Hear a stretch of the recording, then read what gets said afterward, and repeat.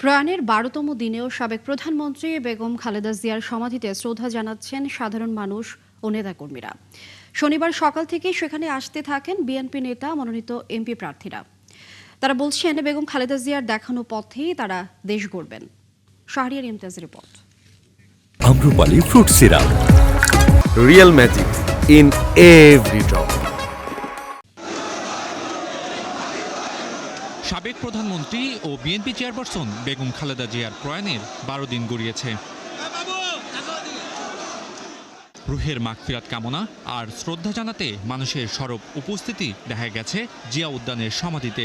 দোয়া মোনাজাত করছেন নেতাকর্মীরা, ফুলেল শ্রদ্ধা জানান আগতরা। শোক বয়ে খালেদা জিয়ার প্রয়াণের শূন্যতার কথা জানান নেতাকর্মীরা। শ্রদ্ধা জানাতে এসেছিলেন ধানের শীষের মনোনীত এমপি প্রার্থীরা। প্রিয় নেত্রীর আদর্শে নতুন বাংলাদেশ বিনির্মাণের প্রত্যাশা তাদের। বাংলাদেশের মানুষের যে স্বপ্নের বাংলাদেশ, বাংলাদেশের মানুষের গণতন্ত্র, ভোটাধিকার, মানবাধিকার, নিরাপত্তা ইনশাল্লাহ আমরা আমাদের নিশ্চিত করব। আমরা মনে করি জনগণ যেভাবে ঐক্যবদ্ধভাবে ফ্যাসিবাদকে মোকাবেলা করেছে, জনগণ আবারও ঐক্যবদ্ধভাবে এই সন্ত্রাসকে মোকাবেলা করবে।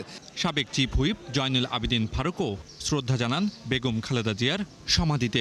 সুষ্ঠু নির্বাচন সম্পূর্ণ করতে ইসির প্রতি আহ্বানও জানান তিনি। আমরা চাইব আইন শৃঙ্খলা সরকার যেন আশানুরূপ করে নির্দিষ্ট যে 12 তারিখে নির্বাচন, সে নির্বাচনে যত ষড়যন্ত্রে হোক না কেন অস্ত্র উদ্ধার করে নির্বাচনকে সুষ্ঠু করতে হবে। 2-1 জনকে হত্যা করে নির্বাচন বানচাল করতে পারবে বলে জনগণ বিশ্বাস করে না। তিনি আরও বলছেন বেগম খালেদা জিয়ার প্রতি মানুষের ভালোবাসায় প্রমাণ করেছে তিনি আপসীন নেত্রী। শাহরিয়ার ইমতিয়াজ, ৭১, ঢাকা।